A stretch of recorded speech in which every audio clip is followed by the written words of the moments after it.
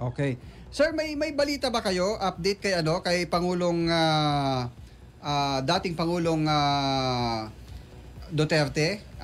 Within this week yata ay babasahin yung yung kanyang yung desisyon ng ICC doon sa interim release.